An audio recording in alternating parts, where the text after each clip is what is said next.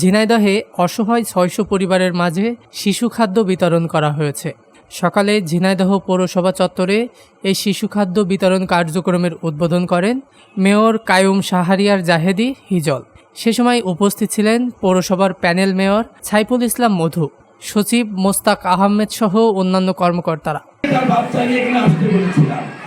আপনারা এসেছেন, বিশ্বাস করি আপনারা যদি আমাদের জন্য আরো দোয়া করেন, রাব্বুল আলামিনের কাছে যদি আপনারা আমাদের জন্য পূরণ করবেন, এই বিশ্বাস নিয়ে কিন্তু আমরা কাজটি করে যাচ্ছি।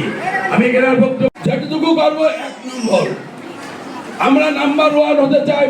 পৌরসভা 329টি পৌরসভার ভিতরে দোয়া করবেন এই নাম্বার 1 প্রতিষ্ঠান যেন এই ঝিনাইদহ দায়িত্ব দিয়েছেন তারই একটি অংশ হিসেবে জননেত্রী শেখ হাসিনাকে কিভাবে আমরা ভালো রাখতে পারি তার জন্য আমাদের এই প্রচেষ্টা। পরে দিনভর শহরের বিভিন্ন এলাকায় ৬০০ শিশুর জন্য উন্নত মানের শিশু খাদ্য বিতরণ করা হয়। আয়োজকরা জানায়, 1 দিন থেকে 2 বছর বয়সী শিশুদের পুষ্টিহীনতা দূর করতে শিশুদের খাবার হিসেবে প্যাকেটজাত দুধ বিতরণ করা হয়। শিশু খাদ্য পেয়ে সন্তুষ্টি প্রকাশ করেছে হতদরিদ্র পরিবারগুলো।